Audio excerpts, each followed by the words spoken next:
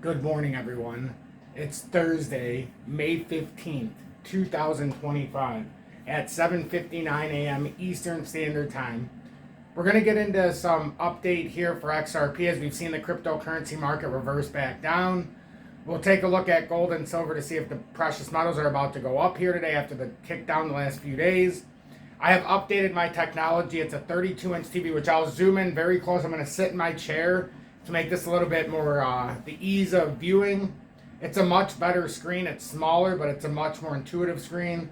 So I'm going to put that into effect. We'll do about 10 to 12 minutes, and I'd love to hear what everybody has to say at the end of this. So don't judge too harshly on what you see right now. It's going to be redefined. I'm going to pause it, zoom it in, and by the time you see me again, you won't see me, but you're going to see a perfect setting screen to where you'll be able to watch this in real time. So okay, let's get through this morning update. We're gonna try it like this. Like I said, I'm sitting in the chair so that I'm not in your way while I'm recording this. But I believe this screen looks much better. We'll deal with this day by day to try to get this, 100% perfectly. But I just set this one up. But the ease of just the way the use is on it, it works a lot better. I think the screen looks a lot better. So we talked about the drop yesterday in the live and the retest near the $2.35 area, especially if we were unable to push past that 265 area. And what ended up happening is we created a double top up there at $2.65, which is kind of debilitating here in a sense. After hitting that double top, we forced ourselves back down. And we were trying to illuminate it yesterday. The drop down could be like 235. Could be somewhere, even if it's a little bit quicker, would be somewhere around 236. But 235 is a fair target. Coming down here, though, just remember we have the fair value gap at $2.29. That always ends up becoming a factor now because we couldn't break over that pivot layer of 265. And we did it twice. So doing this twice, it leaves a certain area of like, because we came up, and even though we consolidated back down, we came up again, we couldn't break through. So now we're starting to come down and see, all right, well, are we going to start to dribble off here and then start going? Or do we start breaking down into a smaller fashion? Like, now we got to come to 229.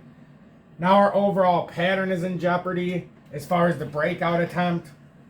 So the weekly was still looking great. It's just now we're coming towards, with 3 days left in the weekly time frame. Now it becomes a little bit of an issue because if we start pushing back a little bit farther, then all of a sudden in these dailies we're going to have engulfing to the downside towards the end of the week. Right now that's it's not the end of the world, but we definitely have some big volatility here because then now we have it downside. We broke to a new low. It looks like we've got no choice but to come back to $2.35 area.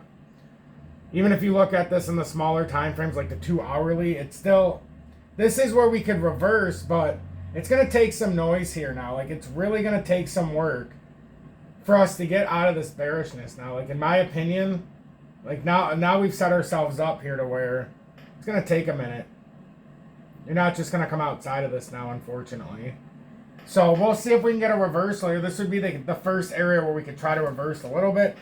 But we can already see we broke down through the moving averages, which is never a good sign. And it looks like we failed to get back up into the demand zone. And now we're probably going to have to deal with these micro areas, if you're asking me. Because we're stuck firmly within the zone. So it's one of those things like, are we really within a wave 5? Are we really still going through these areas? Like, what are we trying to accomplish here?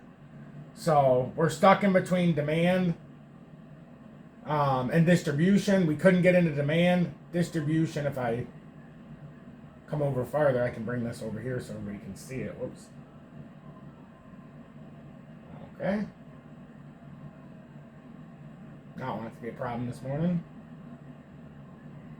Love when you're trying to move stuff and it doesn't want to cooperate, right? Fuck it. It's not even that important. But yeah. So we're kind of stuck in these little zones here. So, but it's one of those things. Do we come out? Do we stay within this zone? I like to look at it from that perspective here. We'll put it in the weekly just so it's a little easier to see like the up down zones. This got a little messed up here. Nothing I can't fix real quickly.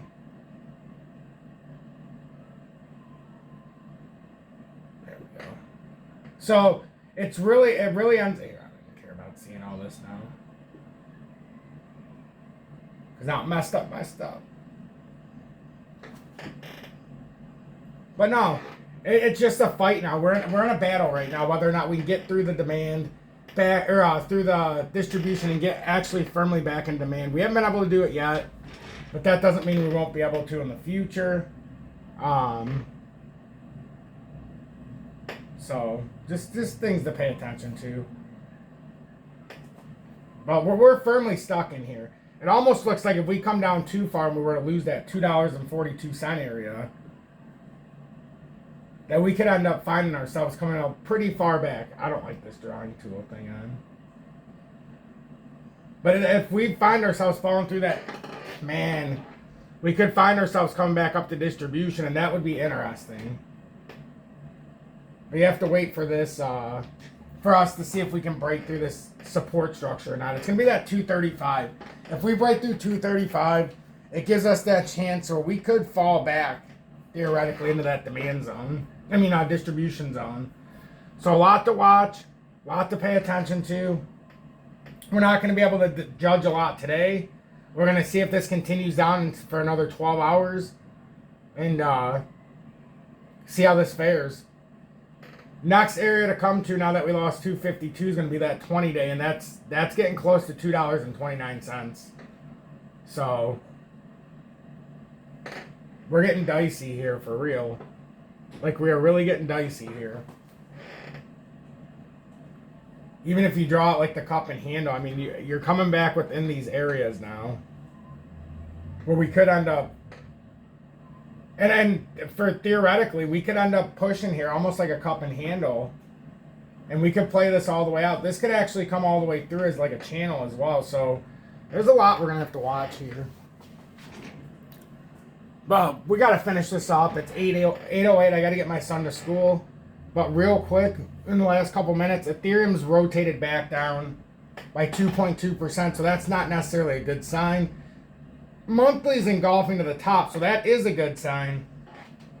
But in the shorter time frames, it looks like it's coming to consolidate. On the resistance, 2,565 is to retest that rising wedge as a resistance. And that right now, we are in that resistance area. So if we take this out in a wide scale, I'm going to take this and move this. That's 255, so you can see where the dot is.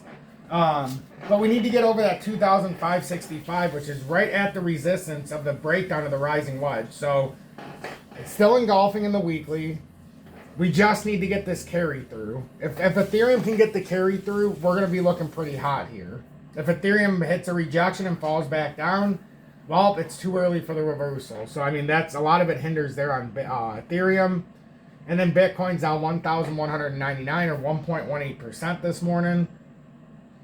And it's not that it looks crazy bad in the weekly. Still engulfing. It's just we haven't been able to push through yet. Looks like it could be creating this inverse head and shoulders that we talked about. And if so, that's going to put us back down near 88,500 potentially to form out that right shoulder. So we drew this a few days ago. I'm going to keep it on here to see if it does in fact play like something like this. Which it looks like it is playing out like an inverse head and shoulders to me. So if it is, we've got to have the right side measure out. And if that happens, you know, it's going to set up very nicely for a move to like 128 all the way up to about 145K. So that's what we're looking at right now for Bitcoin. Don't really need to worry about much more. And then if we look at the bullion market, precious metals, gold's up about $5, but it's had this big topping reversal. So I would definitely wait to see how the market shakes out here. See if we can put in a reversal back to the top, because there could be a bull flag W reversal here that forms. But we need this to pull up in a very quick fashion. We have to pull up in a very quick fashion to play out that thesis, which would be a super bullish thesis. Like we came up, back around, back, and if that creates a W, I mean that could be a very, very bullish scenario. It's just if this pulls down, you can obviously see the M. But if it does pull around, it's a big W reversal that we'd be seeing there. Silver came down below 32 bucks last night, but now it's trying to hold what could be a perceived bull flag here. And if it is, we're going to get a pop all the way up to about 35 bucks in silver very quickly. So I'm watching the mining stocks very closely to see if we bottom finally after that little dump off about 20% here. So I'm definitely interested to pay attention, but we got to see the follow through on some of these, because if silver can pop up, some of these other ones that have fallen through are going to pop out. But now you can see we're below the 200-day on a lot of these in the daily. So just be cautious, be aware. I'm XRP Future Millionaire. Thank you so much for watching this update. Let me know what you think about the new TV screen, tablet, whatever you want to call it. But I think the ease, the way it looks, I think it feels better. And for me, it seems like it's going to be a much better way of doing this. Obviously, there's trial and error. But if you are watching, make sure you look at Bitunix. They have the lowest spot and leverage trading fees, lowest maker taker, worldwide, no KYC or VPN. They have XRP, HBAR, ALGO, IOTA, and they just recently added XDC. If you're new, I'm buying XDC every single time it drops. As long as it's under 10 cents, I'm going to build a massive bag of XDC. The lower it goes, the better, because I can pick up more day by day. But it's going to be like my accumulation of XRP back in 21. I don't care what the price is. Every single day I'm going to buy some until it breaks out past 10 cents. And that could be years from now. It could be weeks from now. So we'll definitely be keeping track of that. If you like my content, make sure you hit that like button. Share this on social media. And don't forget to subscribe and join the 37,300 subscribers now, which is incredible. And other than that, if you are interested in the live, I'll be live tonight around 5 to 6 p.m. Eastern Standard Time. Might be a little early because we're going to have dinner and stuff tonight. And I want to make sure I'm present. So, might be about 5 p.m. tonight. And then we'll do a short today when my son's in his physical therapy around noon. Other than that, have a blessed day, everybody. Let me know what you thought about this update style. Be blessed, and I'll catch you guys later on.